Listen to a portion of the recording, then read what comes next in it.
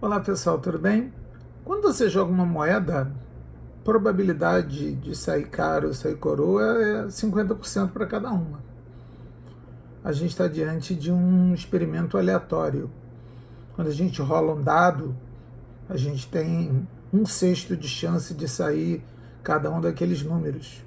Existem várias e várias coisas que são aleatórias. Mas entre aleatório e imprevisível há uma diferença. Imprevisível pode ser só fruto da nossa ignorância. Mas a coisa é mais complicada do que parece. Por exemplo, se eu jogar esse punhado de moedas que eu tenho agora aqui na minha mão, você acha que tem muita chance de dar tudo cara? O que você diria sobre isso? É um experimento imprevisível? O dicionário não ajuda. As definições são muito parecidas. Tem uma frase, inclusive, que parece servir para as duas. Não daria para diferenciar por ela. E isso, pessoal, já é pensado há muito, muito tempo. Aristóteles já tinha uma frase sobre isso. É da natureza da probabilidade que coisas improváveis aconteçam. Não é porque é improvável que não pode acontecer. Eu vou contar uma história para vocês. Em 1999, havia uma empresa chamada Napster. Ela permitia a troca de arquivos entre computadores. Parecia uma coisa fantástica você poder trocar as informações que você tinha no seu computador com pessoas do mundo inteiro.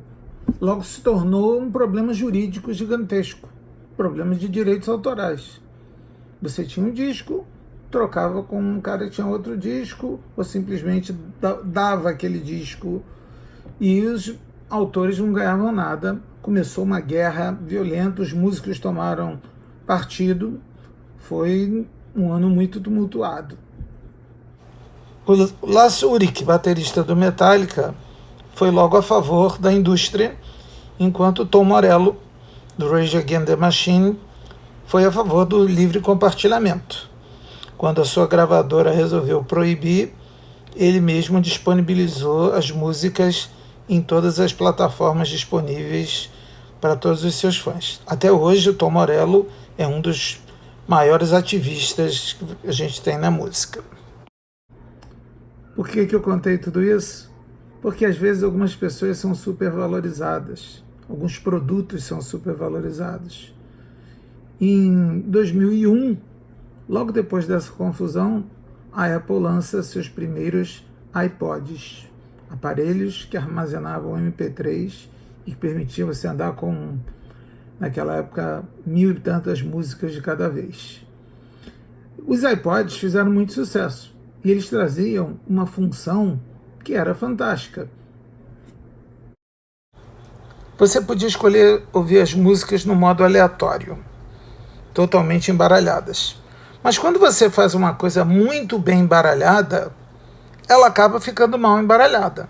Escolhi o modo aleatório, não queria ouvir o seu artista favorito 2, 3 vezes seguidas só porque isso era aleatório. Vou explicar isso de outro jeito. Imagine que você pegue 15 bolinhas e jogue num determinado espaço. A chance dessas bolinhas aparecerem como elas estão do lado esquerdo é muito menor do que do lado direito. O lado direito é bem mais aleatório do que o lado esquerdo. A gente vai ter bolinhas concentradas num canto, a gente vai ter bolinhas separadas praticamente sozinhas. É muito difícil que elas estejam ocupando todos os espaços na mesma proporção. Antes de continuar, só um comentário. A briga da Napster com a Associação das Gravadoras é a típica briga de liberais, né? Quando a mão invisível do mercado não resolve, vai pedir ao Estado proteção.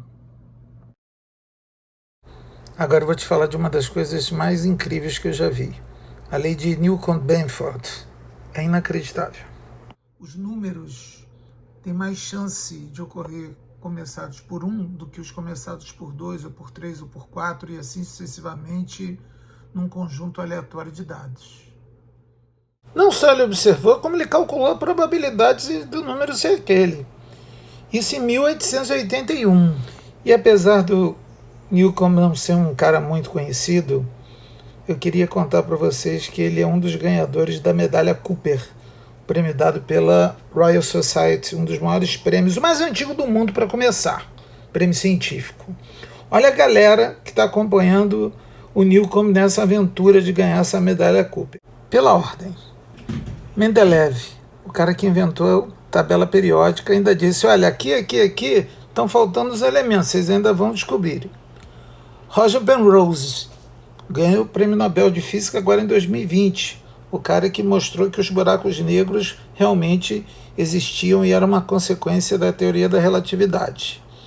Andrew Wiles resolveu o problema mais difícil da matemática, o último teorema de Fermat, um problema que levou mais de 250 anos para ser resolvido. Louis Pasteur criou a vacina antirrábica, de uma tacada só acabou com a história da geração espontânea e ainda criou o processo de pasteurização que faz a gente conservar os alimentos como a gente usa hoje. Na linha de baixo, vou começar pelo Gauss, príncipe dos matemáticos, criador do teorema fundamental da álgebra, daí tu já imagina a importância do sujeito.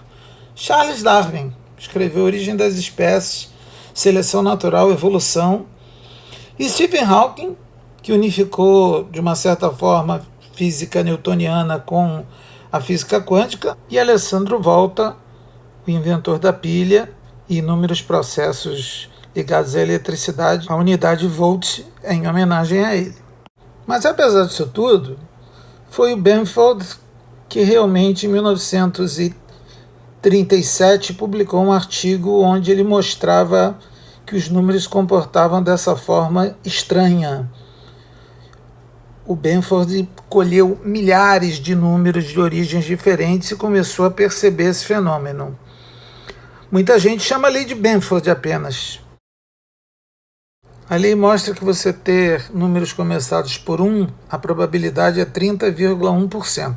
Começados por 2, 17,6%. E assim sucessivamente, como eu fiz nessa tabela e nesse gráfico. É óbvio que nós estamos falando de probabilidade. É óbvio que o tamanho e a variedade da amostra é importante. Mas dá para você entender por que isso faz sentido. Você imagina que você tem a cantina da escola, onde você tem produtos de preços variados. É muito mais fácil você ter vendas começadas por 1, 10 reais, 11, 12, 13, 14, do que compras começadas por 20 ou por 30. Talvez na cantina você só tenha até 40.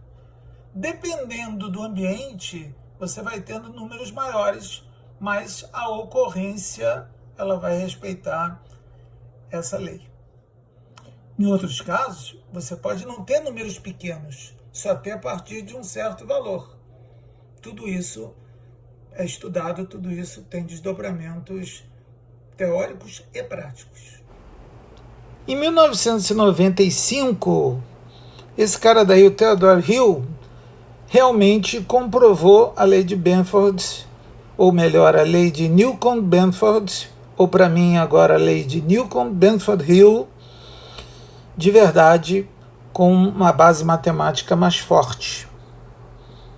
E uma das coisas que ele usa são essas chamadas estratégias markovianas, que tem a ver com as cadeias de Markov.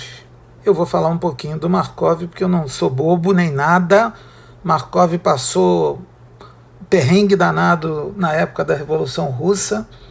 Queriam que ele denunciasse seus alunos na Universidade de São Petersburgo. Ele se aposentou, protestou contra a excomunhão de Tolstói. Ele era ateu, mas acabou pedindo para ser excomungado junto. E as cadeias de Markov são usadas de forma extensiva para determinar a probabilidade de alguma coisa acontecer com base no estado atual ou no estado atual e mais alguma informação. Você não precisa de uma série imensa de resultados para conseguir prever o que vai acontecer daqui para frente. Mas no último vídeo a gente estava analisando como é que uma venda com desconto progressivo podia se comportar. E eu tinha analisado duas situações e calculado qual a arrecadação em cada uma delas.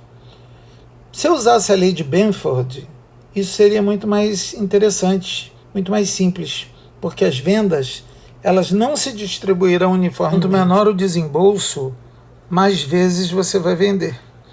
Então, apesar do desconto progressivo, você ainda vai ter mais vendas unitárias do que vendas de 2, de 3 e de 4 peças. E você consegue, apesar disso, um valor maior na arrecadação final. Mas a lei de Benford tem muito mais aplicações do que simplesmente essa. Nesse estudo do Rômulo Oliveira Menezes, da Universidade Federal do Pará, dá para ver claramente que a China segue a lei de Benford direitinho no número de casos. Nova Zelândia tem uma variação, talvez porque eles tiveram poucos casos, mas os Estados Unidos e o Brasil realmente têm uma subnotificação gigantesca. Dá para ver uma fraude grande aí. Sabe o que não é nem imprevisível nem aleatório? É a gente ter 608 mil mortos e 14 milhões e 500 mil pessoas vivendo na miséria extrema.